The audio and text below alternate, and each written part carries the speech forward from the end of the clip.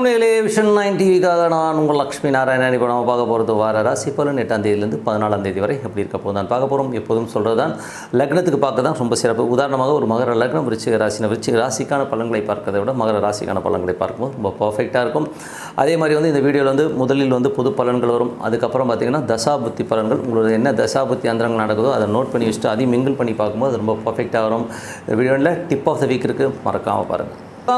துலாம் ராசிக்கு பார்த்திங்கன்னா உங்களோட ராசி அதிபதி 6ல் இருக்காருங்க. ஸோ 6ல் உச்சமாகிறது.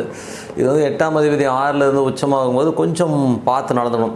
வேலை சம்மந்தமான விஷயங்களில் ரொம்ப கவனமாக இருக்கணும். கடன் சம்மந்தமான விஷயங்களும் ரொம்ப கவனமாக இருக்க வேண்டியது அவசியம்தான். ஸோ இது நமக்கு கொஞ்சம் வேலை பலுக்களை அதிகமாக கொடுக்கறதுக்கான வாய்ப்புகள் நிறைய இருக்குது. ஏன்னா சுக்கிரன் போகிறது சனியுடைய சாரத்தில் போகும்போது கொஞ்சம் வேலை பலுக்கள் அதிகமாக இருக்கும். சில பேருக்கு கடன் அடைப்பதற்கான வாய்ப்புகள் இருக்கும். ஸோ அந்த மாதிரி இருந்ததுன்னா கடன் அடைக்கிறதுக்கான வாய்ப்புகளும் நிறையவே இருக்குது. ஸோ அதனால் கொஞ்சம் பாருங்கள். ஏன்னா 8ஆம் அதிபதியின் போது ஒரு ப்ரெஷர் இருக்குங்கிறது தான் உண்மையான விஷயம். 6 எதிரிகளுடைய ஒரு டென்ஷன்ஸ் இருக்கிறதுக்கான வாய்ப்பு கொஞ்சம் பார்த்து நடந்துக்கணும். 2ஆம் அதிபதி, ஸோ 7ஆம் அதிபதியான செவ்வாய். ஸோ செவ்வாய் பார்த்திங்கன்னா உங்களுக்கு 5ல் இருக்கும்போது அதுவும் ராகுடைய சாரத்தில் போகும்போது குழந்தைகளோட வளர்ச்சி ரொம்ப சிறப்பாக இருக்கும். குழந்தைகள் அடுத்த கட்டத்திற்கு மூவ் ஆகிறத பார்த்து ரொம்ப சந்தோஷப்படுவீங்க. குடும்பத்தில் ஒரு சுப நிகழ்ச்சிகள் நடத்தலாமா அப்படிங்கிற எண்ணங்களும் இருக்கும். ஸோ அதெல்லாமே ரொம்ப சிறப்பு தான்.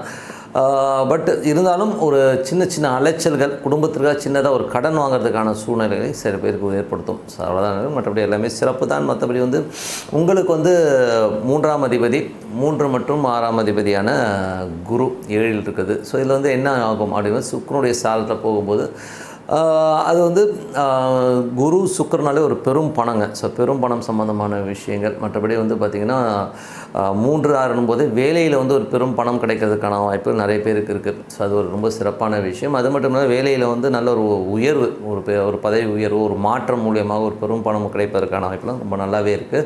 கடன் ஏதாச்சும் எதிர்பார்த்துட்டு இருந்தீங்கன்னா கண்டிப்பாக கடன் கிடைக்கிறதுக்கான வாய்ப்புகளும் ரொம்ப சிறப்பாக இருக்குது. ஸோ ஒரு பெரிய பணம் கடனாகவும் கிடைக்கிறதுக்கான வாய்ப்புகள் நல்லாவே இருக்குது. 4ஆம் அதிபதி, ஸோ 4ஆம் அதிபதி 5லிருந்து அது குருடைய சாரத்தில் இருக்கும்போது நல்ல ஒரு வளர்ச்சி, நல்ல ஒரு ஏற்றங்கள் வருவதற்கான வாய்ப்புகள் இருக்குது. கணவன் மனைவி உறவுகள் ரொம்ப சிறப்பாகவும் சந்தோஷமாகவும் குதூகலமாகவும் இருப்பதற்கான வாய்ப்புகள். குழந்தைகளோட வளர்ச்சி ரொம்ப நல்லாயிருக்கும். குழந்தைகள் அடுத்த கட்டத்திற்கு மாறி போவதெல்லாம் ரொம்ப நல்லாவே இருக்கும். மற்றபடி வீடு சொத்துக்கள் சார்ந்த விஷயம், நல்ல ஒரு பணம் வருவாய்கள் வருவதற்கான வாய்ப்புகள்லாம் ரொம்பவே நல்லா இருக்குது. சில பேருக்கு வீடு இல்லை வாகனம் ஒரு லோனில் போட்டு வாங்கலாமாங்கிற எண்ணங்களும் ரொம்ப சிறப்பாக வருவதற்கான வாய்ப்புகளும் ரொம்ப நல்லாவே இருக்குது. வாங்கிறதுக்கான வாய்ப்புகளும் இருக்குது. அதுக்கப்புறம் உங்களுக்கு துலாமுக்கு பார்த்தீங்கன்னா உங்களது 6ஆம் அதிபதி 7ல் இருக்கும்போது வேலையில் நல்ல ஏற்றங்கள், நல்ல லாபங்களை கொடுப்பதற்கான வாய்ப்புகள் நல்லா இருக்குது. ஸோ ஏதாவது கடன் கேட்டிருந்தீங்கன்னா கிடைக்கிறதுக்கான வாய்ப்புகள் ரொம்ப நல்லா இருக்குது. 7ஆம் அதிபதி உங்களுக்கு 5ல் இருக்கும்போது நல்ல கணவன் மனைவி உறவில் ரொம்ப சிறப்பாகவும் சந்தோஷமாகவும் குதூகலமாக இருப்பதற்கான வாய்ப்புகள் நிறைய இருக்குது. சின்ன தர்க்கங்கள் வரும். ஸோ அது டே டு டே லைஃப்பில் அப்பப்போ வரும். பட் இருந்தாலும் ஒன்றும் பெரிய ப்ராப்ளங்களை ஏற்படுத்தாது. அதுக்கப்புறம் பார்க்கும்போது உங்களது 8ஆம் அதிபதி சுக்கிரன் 6ல் இருக்கும்போது வேலை சம்மந்தமான விஷயங்கள் ரொம்ப கவனமாக இருக்கணும். வேலையில் ஏற்றம் இருக்குமான பணம் சம்மந்தமான விஷயங்களில் ஏற்றங்கள் இருந்தாலும் பட் ஒரு தேவையில்லாத ஒரு டென்ஷனையோ ஸ்ட்ரெஸ்ஸையோ கண்டிப்பாக ஏற்படுத்திடும். ஸோ கடன் கொடுக்கல் வாங்கலும் சில பேருக்கு பழைய கடனை அடைச்சிருவாங்க. ஸோ அந்தளவுக்கு பண வருவாய்கள் வருவதற்கான வாய்ப்புகளும் இருக்குது. ஸோ இதுதான் கொஞ்சம் பார்த்து நடந்துக்கணும். 9ஆம் அதிபதியான புதன். ஸோ 9ஆம் அதிபதியான புதன் பார்த்திங்கன்னா உங்களுக்கு 7ல் இருக்குது. அதுவும் கேதுடைய சாரத்தில் கொஞ்சம் அப்பா சம்மந்தமான விஷயங்கள், சின்ன ட்ரீட்மெண்ட்ஸ் போகிறதுக்கான வாய்ப்புகள் நிறைய இருக்குது. சில பேர் வெளியூர் பிரயாணங்கள் மேற்கொள்வதற்கான வாய்ப்புகளும் நிறையவே இருக்குது. 10ஆம் அதிபதி, ஸோ 10ஆம் அதிபதியான சந்திரன் பார்த்திங்கன்னா உங்களுக்கு வாரத்தின் கொஞ்சம் ஸ்டார்டிங் ஸ்டேஜில் பார்த்திங்கன்னா கொஞ்சம் தொழில் ரீதியான விஷயங்கள் கடன்கள் வாங்குவதற்கான வாய்ப்புகள், அதுக்கப்புறம் நல்ல வளர்ச்சிகள், நல்ல ஏற்றங்கள் அற்புதமாக இருக்கும். அதுக்கப்புறம் பெரிய லாபங்களை எழுதி தருவதற்கான வாய்ப்புகள் ரொம்ப சிறப்பாக இருக்குது. இருந்தாலும் 10ஆம் அதிபதி இப்போ உங்களுக்கு 6ல் போகும்போது தொழிலாளர் விஷயம் கடன்களை கேட்டிங்கன்னா கண்டிப்பாக கிடைக்கிறதுக்கான வாய்ப்புகள் ரொம்ப சிறப்பாக இருக்குங்க. 11ஆம் அதிபதியான சூரியன் உங்களுக்கு 6ல் இருக்கும்போது நல்ல ஒரு லாபங்கள், நல்ல ஏற்றங்கள், நல்ல ஒரு ரொட்டேஷன் கிடைக்கிறதுக்கான தொழிலாளருக்கு ஒரு பெரிய லாபம் கிடைக்கிறது. கடன் சம்மந்தமான விஷயங்கள் கேட்டிங்கன்னா கிடைக்கிறதுக்கான வாய்ப்புகள் ரொம்ப சிறப்பாக இருக்கும். இது ஒரு பொது பலன்கள். ஸோ இப்போ பார்க்க போது தசாபுத்தி பலன்கள் எப்படி இருக்குன்னு பார்ப்போம். இப்போ துலா லக்னம் சூரிய தசாபுத்தி அந்த நடக்கிறவங்களுக்கு பார்த்திங்கன்னா 11 மற்றும் 6 வேலையில் நல்ல ஏற்றங்கள், கேட்ட இடத்துல வேலை கிடைக்கிறது, வேலை இல்லாதவர்களுக்கு வேலை கிடைக்கிறது, நல்ல லாபங்கள் வருவதற்கான வாய்ப்பு ரொம்ப சிறப்பாக இருக்குது. துலா லக்னமாக இருந்து சந்திர தசாபுத்தி அந்த நடக்கிறது தொழில் ரீதியான விஷயங்கள் நல்ல ஏற்றங்கள், நல்ல லாபங்களை கொடுக்கறதுக்கான வாய்ப்புலாம் இருக்குது. வாரத்தின் பிற்பகுதியில் மட்டும் ஒரு சின்னதாக ஒரு ஸ்ட்ரெஸ் இருக்கும். அதாவது வெள்ளி சனியில் மட்டும் ஒரு சின்னதாக ஒரு டென்ஷனோ ஸ்ட்ரெஸ்ஸோ வருவதனால அந்த டைமில் கொஞ்சம் அலர்ட்டாக இருந்துக்கணும். அதுக்கப்புறம் பார்க்கும்போது உங்களுக்கு வந்து துலா லக்னமாக இருந்து செவ்வாய் தசாபுத்தி அந்தரம் நடக்கிறவங்களுக்கு செவ்வாய் வந்து உங்களுக்கு வந்து 2 7ஆம் அதிபதி 5இல் இருக்கும்போது குழந்தைகள் சார்ந்த விஷயங்கள் ரொம்ப சிறப்பான விஷயங்களுக்கும் பூர்வீக சொத்துக்கள் வருவதற்கான வாய்ப்புகள், திருமணம் சார்ந்த விஷயத்திற்காக நீங்கள் முற்பட்டீங்கன்னா கொஞ்சம் வந்து உங்கள் குடும்பத்திலே ரிலேட்டிவ்லேயே வந்து ஒரு சில வரன்கள் அமைவதற்கான வாய்ப்புகளும் ரொம்ப சிறப்பாக இருக்குது. குழந்தைகள் விஷயங்கள் வந்து ரொம்ப சிறப்பாகவும் சந்தோஷமாகவும் குதூகலமாகவும், சில நேரங்களில் வந்து கொஞ்சம் குழந்தைகளுக்கான வளர்ச்சிக்காகவும் கொஞ்சம் கடன் வாங்குறதுக்கான சூழ்நிலையும் சில பேருக்கு ஏற்படலாம். அதுக்கப்புறம் பார்க்கும்போது உங்களது துலா லக்னமாக இருந்து ராகு தசாபுத்தி அந்த ராகு வந்து புதனுடைய சாரத்தில் போகும்போது நல்ல ஏற்றங்கள் நல்ல லாபங்கள் இருக்கும். வேலையில் நல்ல ஏற்றங்கள் நல்ல லாபங்கள் ஒரு அடுத்த கட்டத்துக்கு போவதற்கான வாய்ப்பு சிறப்பாக இருக்குது. துலா லக்னமாக இருந்து குரு தசாபுத்தி அந்த நடக்கணும். குரு வந்து 6ஆம் அதிபதி 7இல் இருக்கும்போது நல்ல வேலையில் நல்ல ஏற்றங்கள் நல்ல லாபங்கள், நல்ல ஒரு உச்சமான ஒரு குருவின் சாரத்தில் சுக்கிரனுடைய சாரத்தில் போகும்போது பெரும் பணம் கையாளுவதற்கான வாய்ப்புகள், அதுவும் வந்து பார்த்திங்கன்னா உங்களுக்கு வந்து அடுத்த கட்டத்திற்கு முன்னேறுவதற்கான வாய்ப்புகளையும் கொடுத்துருங்க. பட் என்ன இருந்தாலும் 8ஆம் அதிபதி என்பது சின்ன சின்ன ஸ்ட்ரெஸ்ஸுகளையும் வந்து தான் போகும். பட் இருந்தாலும் வளர்ச்சி இருக்கும், கண்டிப்பாக வளர்ச்சி இருக்கும். வேலையில் நல்ல ஒரு உச்சத்தை தொடுவதற்கான வாய்ப்புகளும் ரொம்ப சிறப்பாக இருக்குது.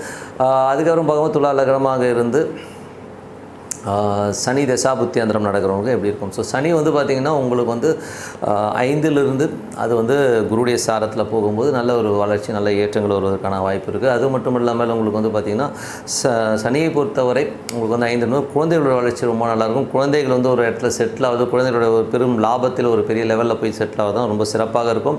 அது மட்டும் இல்லாமல் பூர்வீகம் சம்பந்தமான விஷயங்கள் இந்த இடர்பாடுகள் நீங்கள் கொஞ்சம் அதெல்லாம் சால்வ் ஆகிறதுக்கான வாய்ப்புகளும் ரொம்ப நல்லா இருக்குது. சொத்துக்கள் சார்ந்த விஷயங்களுக்கு இந்த இடர்பாடுகள் நீங்கள் தொழில் நல்ல மென்மையான ஒரு முன்னேற்றங்கள் அடுத்த கட்டத்துக்கு தொழில் முன்னேறுவதெல்லாம் ரொம்ப சிறப்பாக இருக்குங்க. அதுக்கப்புறம் துலா லக்னமாக இருந்து புதன் தசாபுத்தி அந்தரம் நடக்கிறவங்களுக்கு பார்த்தீங்கன்னா புதன் வந்து பார்த்திங்கன்னா உங்களுக்கு 7இலிருந்து கேதுடைய சாரத்தில் போகும்போது நிறைய அலைச்சல்கள் இருக்கும். ஸோ அதில் வந்து பார்த்திங்கன்னா கணவன் மனைவி உறவில் வந்து சின்ன சின்ன தர்க்கங்கள் ஏற்பட்டாலும் கொஞ்சம் சின்ன சின்ன பிடிவாதங்களை கைவிட்டிங்கன்னா எல்லாமே சிறப்பாக இருக்கும். துலா லக்னமாக இருந்து கேது தசாபுத்தி அந்தரம் நடக்கும் நல்ல லாபங்கள் தொழில் ரீதியான விஷயம் நல்ல ஏற்றங்கள் தான். வாரத்தின் ஒரு புதன் வியாழன் நேரங்களில் வந்து கொஞ்சம் கவனமாக இருக்கணும். ஸோ சின்ன சின்ன ஸ்ட்ரெஸ்ஸுகள் வந்து போகும், அதுக்கப்புறம் எல்லாமே சரியாயிடுங்க. துலா லக்னமாக இருந்து சுக்கிர தசாபுத்தி அந்தரம் நடக்கிறவங்க வந்து சுக்கிரன் வந்து பார்த்திங்கன்னா 6இலிருந்து உச்சமாக இருந்து அது வந்து உங்களுக்கு வந்து சனியுடைய சாரத்தில் போகும். வேலையில் நல்ல ஏற்றங்கள் நல்ல மாற்றங்கள் நல்ல ஒரு வளர்ச்சி இருக்கும். சின்னதாக ஒரு சின்ன ஸ்ட்ரெஸ் வந்து போகிறதுக்கான வாய்ப்புகள், வேலையில் வந்து பார்த்திங்கன்னா அதீதமான ஒரு வேலை பலுக்கள் வருவதற்கான வாய்ப்பும் சிலருக்கு இருக்குங்க. மற்றபடி நாங்கள் எப்போதும் சொல்கிறது அமைதியாக ஒரு இடத்துல உட்காந்து இறைவனை பிரார்த்தனை பண்ணும்போது கண்டிப்பாக அடுத்த லெவல் போகிறதுக்கான வாய்ப்பும் ரொம்ப சிறப்பாக இருக்கும். இந்த வீக் டிப் ஆஃப் த வீக்கில் இப்போ நம்ம பார்க்க போகிறது வந்து இப்போ வந்து நாட்டில் வந்து நிறைய விஷயங்கள் பார்க்குறோம். நான் தான் சித்தர், நான் தான் சாமி, இந்த மாதிரி வந்து நிறைய பேர் வந்து சொல்லிக்கிட்டு வராங்க. ஸோ அவங்க சாமியா இல்லைங்கிறது தான் அடுத்த விஷயம். பட் யார் சாமி யார் கரெக்டான ஆளுங்கிறத முதல்ல வந்து நம்ம தெரிஞ்சுக்கணும். இதில் வந்து என்ன பியூட்டினா நிறைய பேர் வந்து சாமின்னு சொல்லிட்டு அவங்கள காலில் விடுறதுனால நமக்கு என்ன கிடைக்க போகுது முதல்ல அதை தெரிஞ்சுக்கோங்க. இன்னொன்று ஒரு சாமி வந்து ஒரு 50,000 1 லட்சத்தையோ வாங்கிட்டு நான் ஆசீர்வாதம் பண்ணுறேன் அவங்களுக்கு எல்லாம் கிடைக்குன்னா அப்போ அவர் சாமியா அப்படிங்கிற லெவலையும் நமக்கு ஒரு பெரிய கொஸ்டின் மார்க் இருக்குது. ஓகேங்களா? ஸோ முதல்ல வந்து யார் சாமி யார் ஆசாமி. ஸோ சாமிங்கிறவர் வந்து முதல்ல வந்து சித்தர்கள் எப்படி இருப்பாங்க? சித்தர்கள்ங்கிறது பார்த்திங்கன்னா அவங்க காட்டில் இருப்பாங்க, அவங்க நாட்டுக்கு வரவே மாட்டாங்க. முதல்ல அது புரிஞ்சுக்கோங்க. அவங்க ஏதாச்சும் ஆள் அரவம் இல்லாத இடத்துல உட்காந்து தியானம் பண்ணுவாங்க, இறைவனாக ஒன்றி இருப்பாங்களே வழியா அவங்க வந்து உங்களுக்கு வந்து ஆசீர்வாதம் பண்ணி உங்களுக்கு எல்லாமே பண்ணணும்னு அவங்களுக்கு அவசியம் கிடையாது. நீங்கள் வந்து அங்கே போகும்போது ஏதோ கண்ணில் படும்போது ஏதோ ஒரு விஷயத்தில் வந்து அவங்களுக்கு வந்து நல்லதுன்னு படுதுன்னா அப்போ ஆசீர்வாதம் வாங்கினா உண்ட வழியை எந்த சித்தரும் உங்களை தேடி வந்து ஆசீர்வாதம் பண்ண மாட்டாங்கிறத முதல்ல புரிஞ்சுக்கணும். ஸோ அதனால் வந்து சித்தர்கள் நாட்டுக்கு வருவாங்கன்றதை வந்து உங்கள் மைண்ட் வந்து எடுத்துருங்க. ஓகேங்களா? ஒரு சாமியாரால் வந்து உங்களை வந்து நல்வழிப்படுத்த முடியும்னா நிறைய சாமியார்கள் வந்திருப்பாங்களே, அந்த மாதிரிலாம் யாரும் வந்து வர முடியாதுங்கிறத மெயினாக எடுத்துக்கோங்க. அதே நேரத்தில் வந்து சித்தர்கள் இருக்காங்களா, அவங்கள எப்படி ஐடென்டிஃபை பண்ணுறதுங்கிறத சொல்லிடுறேன். ஸோ சித்தர்கள் வந்து எப்படி இருப்பாங்கன்னா, சித்தர்கள் ஜென்ரலாக வந்து பார்த்திங்கன்னா நம்ம கண்ணுக்கு வந்து தெரிய ரொம்ப ரேரு. ஓகேங்களா? ரொம்ப ரேரு. நீங்கள் பார்த்துருக்கீங்கன்னா நான் பார்க்கலைங்க. நான் வந்து சித்தர்களை வந்து நான் நேரடியாக பார்த்ததில்லை, ஆனால் உணர்ந்திருக்கேன். எப்படி உணர்ந்திருக்கேன்? நான் தியானத்தாலும் ஒரு இறை வழிபாட்டில் இருக்கும்போது வந்து சித்தர்களை என்னால் உணர முடிஞ்சுது, எங்களை வந்து அவங்கள ஃபீல் பண்ண முடிஞ்சுது. பட் ஆனால் எனக்கு வந்து அந்த இது கிடைக்கல. ஆனால் சித்தர்களை பார்த்த ஒரு சிலரை நான் மீட் பண்ணியிருக்கேன். ஸோ அவங்கக்கிட்ட நான் கேட்கும்போது அவங்ககிட்ட கேட்டிருக்கேன், எப்படிங்க நீங்கள் சித்தர்களை பார்க்குறீங்க அப்படின்போது, காட்டு வழியாக நடந்து போயிட்டுருப்பாங்க, ஒரு கொல்லிமலை அந்த மாதிரி ஒரு ஏரியாக்கள், ஒரு சில ஏரியாக்கள் பழனிமலை ஒரு ஏரியாக்கள் அவங்க போவாங்க. அவங்க வந்து சில தியானங்களுக்காகவும் ஒரு சில விஷயத்துக்காகவும் போகும்போது ஒரு சில இடங்களில் வந்து திடீர்னு ஒருத்தர் இருப்பாராம், துணியே இருக்காது அவங்கள்ட்ட. ஸோ துணியே இருக்காது, ஆனால் அவங்க வந்து மெடிடேஷனில் இருப்பாங்க. நமக்கு பார்த்தோன்னே ஒரு மாதிரியாக இருக்கும், என்னடா அது அப்படின்னு சொல்லி திரும்பி பார்த்தா ஆள் இருக்க மாட்டாங்க. அதே நேரத்தில் வந்து அவங்க இருக்கிற இடம் இருக்குன்னா சில பேர் வந்து குப்பை தொட்டி, குப்பை கூலங்கள்லாம் இருப்பாங்க. என்ன அப்படி இப்படின்னு கண்ணாமண்ணான்னு பேசிகிட்டு இருப்பாங்க. நம்ம பார்த்தா வந்து அவர் ஒரு மனநலம் பாதிக்கப்பட்டவரோ அப்படிங்கிற லெவலில் நமக்கு தோணும். ஸோ அந்த மாதிரி ஒருத்தர் இருப்பார். ஆனால் நீங்கள் எப்படி ஐடென்டிஃபை பண்ணலான்னா, அவரை பார்க்கும்போது அந்த இடம் வந்து ரொம்ப நறுமணமாக இருக்கும். அவங்க இருக்கிற இடம் வந்து ஒரு மாதிரியா இருந்தாலும் சுற்றி வந்து ஒரு விபூதி ஸ்மெல்லோ ஒரு நறுமணமோ வீசுவதை கண்டிப்பாக வந்து உணர முடியும். ஆனால் அவங்க அழுக்காக இருப்பாங்க. அந்த மாதிரி ஒரு ஆட்கள் கண்டிப்பாக பார்க்க முடியுது. அது மட்டும் இல்லாமல் நிறைய அதுக்கு வந்து நீங்கள் நாட்டில் கூட பார்க்க முடியாது. சில பேர் வந்து ஏதோ ஒரு காட்டுக்குள்ளெல்லாம் இருப்பாங்க, நமக்கு தெரியாது. ஏன்னா அவங்க வந்து ஏன் வரமாட்டாங்கன்றது ஒரு காரணம் இருக்குது. ஏன் வந்து அவங்க சராசரி மக்களோட சித்தர்கள் தொடர்பு கொள்வதில்லைன்னா, அவங்க வந்து இறைவனை நோக்கி பிரார்த்தனை பண்ணி மனதார பிரார்த்தனை பண்ணும்போது அவங்களுக்கு அந்த பவர்ஸ்லாம் இருக்குங்க. இப்போ உதாரணத்துக்கு வந்து ஒருத்தர் வந்து ஒரு பவர் ஏற்றிக்கிறாருன்னு வச்சுப்போமே, ஒரு இறைவனை உண்டு இறைவனோட இறைவனாக இருந்து ஒரு பவர்ஸ் ஏற்றிட்டு வராருன்னா, அவர் நாட்டுக்குள்ளே வராருன்னு வச்சுப்போம். நாட்டுக்குள்ளே வந்துட்டு ஒரு 100 பேருக்கு அவர் பார்க்கும்போது அவருக்கு அந்த பவர் இருக்கும். அவரை வச்சு ஆசீர்வாதம் பண்ணுறது அதில் வந்து ரொம்ப நல்லாயிருக்கும். இதே வந்து ஒரு 10,000 பேர் 1,00,000 பேர் வந்தாங்கன்னு வைங்களேன், 10,000 பேர் 1,00,000 பேர் ஒரே இடத்துல வந்து பார்க்கும்போது இவர் வந்து ஒரு நல்ல ஒரு டிவைன் பவர் வச்சுருக்கார். ஆனால் எதிரில் வந்து 1,00,000 பேர் வந்து ஒரு நெகட்டிவ் பவராக, கெட்டவன் நல்லவன் எல்லோரும் தானே வருவான். ஸோ அவனுடைய அத்தனை நெகட்டிவும் இவர் மேலே படும்போது இவருடைய பாசிட்டிவ் எனர்ஜி ஃபுல்லாகவே காலி ஆகிடும். ஸோ அதுக்கப்புறம் அவரும் ஒரு சராசரி மனிதனாகும். இப்போ உதாரணத்துக்கு சொல்ல போனால் ஒரு மனிதர் இருந்தார், அவர் வந்து பெஸ்ட்டு ஹீலருங்க, ஒரு சிறந்த ஹீலர். இனி வேறு கண்ட்ரியில் போய் செட்டில் ஆகிட்டார். ஸோ அவர் வந்து பார்த்திங்கன்னா ஹீலிங்கில் வந்து ரொம்ப சூப்பர். திரு விசு அவர்கள், ஸோ இறந்து போன திரைப்பட இயக்குனர் கதாசிரியர் விசு அவர்கள் சொல்லியிருக்காரு, என் ஒய்ஃப்க்கு வந்து பிரச்சனைன்னு போகும்போது அந்த ஹீலிங்கில் வந்து அவர் க்யூர் பண்ணியிருக்காரு. அவ்வளோ சூப்பராக க்யூர் பண்ணார். எவ்வளோ டாக்டர்ஸ்கிட்ட போயும் ஹீல் ஆகாதது ஹீல் பண்ணியிருக்காருங்கிறத வந்து அவங்க சொன்னாங்க. ஸோ அப்படிப்பட்ட ஒரு சூப்பர்மேன் என்ன. ஆனால் அவர் வந்து ஒரு பொதுமக்கள்கிட்ட நடுவில் வந்ததுக்கப்புறம் அவங்க கண்கள் பட அவரோட பவர் ஷேரிங் அவர் ரொம்ப சராசரியான மனிதராக மாறினாருங்கிறதும் உண்மையான விஷயம். எதுக்கு சொல்கிறேன்னா, சித்தர்கள் உங்கள்கிட்ட வரமாட்டாங்க. நீங்கள் தேடி பார்த்து கிடச்சிதுன்னா உங்களுடைய என்ன சொல்கிறது, உங்களோட பாக்கியம்.